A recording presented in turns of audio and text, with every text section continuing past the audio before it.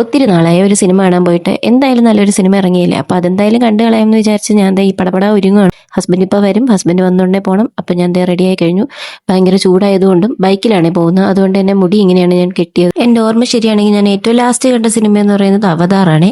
അതിനുശേഷം ദേ ഇപ്പോൾ ഈ ഒരു സിനിമ കാണാനാണ് ഞങ്ങൾ പോകുന്നത്. അപ്പോൾ എന്തായാലും ഞാൻ പോയിട്ട് വരാം. ദേ ചേട്ടൻ വന്നിട്ടുണ്ട്. തലയൊക്കെ ഭയങ്കര ആധികാരികമായി കെട്ടിയത് ഈ ഹെൽമെറ്റ് വെച്ച് കുളമാകാനാണല്ലോ എന്നാണ് എൻ്റെ ആ തലയാട്ടത്തിൻ്റെ അർത്ഥം. പിന്നെ എന്തൊക്കെയായാലും നമ്മുടെ സേഫ്റ്റിയാണ് മുഖ്യം.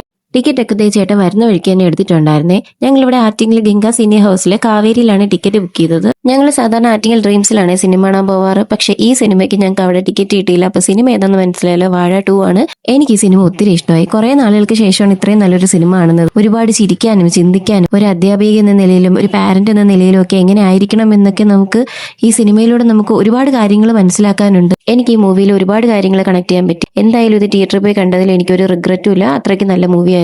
ഞങ്ങളിതേ മൂവിയൊക്കെ കഴിഞ്ഞിറങ്ങി. ഇനി എവിടെന്നെങ്കിലും കുറച്ച് ഫുഡ് അടിക്കണം, നേരെ വീട്ടിലേക്ക് പോകണം. ഞങ്ങളിതേ കട ഇങ്ങനെ തപ്പിക്കൊണ്ടിരിക്കുകയാണ്. ഞങ്ങൾ ആദ്യം കയറിയെടുത്ത് ഭയങ്കര തിരക്കായിരുന്നേ. പിന്നെ ഞങ്ങൾ അവിടെ നിന്ന് ഇറങ്ങി. കാര്യം കുഞ്ഞ് വീട്ടിൽ വെയിറ്റ് ചെയ്യുന്നുണ്ട്. അപ്പോൾ എത്രയും പെട്ടെന്ന് കഴിക്കണം, പോകണം, അത് മാത്രമേ ഉണ്ടായിരുന്നുള്ളൂ. അങ്ങനെ ഞങ്ങൾ നോക്കി കല്ലമ്പലം FRCയിലെത്തി. അവിടെ നിന്ന് ഈ ബ്രോസ്റ്റഡ് ചിക്കനൊക്കെ കഴിച്ചിട്ട് ഞങ്ങൾ നേരെ വീട്ടിൽ വന്നു. നല്ല ബ്രോസ്റ്റഡ് ചിക്കൻ ആയിരുന്നേ. ഞങ്ങളിവിടെ എത്തിയപ്പോൾ ഒരാളിവിടെ കാത്തു നിൽപ്പുണ്ട്. അങ്ങനെ ഞാൻ വന്ന് കൈയൊക്കെ കഴുകിയിട്ട് ആളെ എടുത്തിട്ടുണ്ട്. ഇനി ഞങ്ങളിതേ ഉറങ്ങാൻ പോവുകയാണ്. അപ്പോൾ ഇന്നത്തേക്ക് ഇത്രയേ ഉള്ളൂ. ബൈ.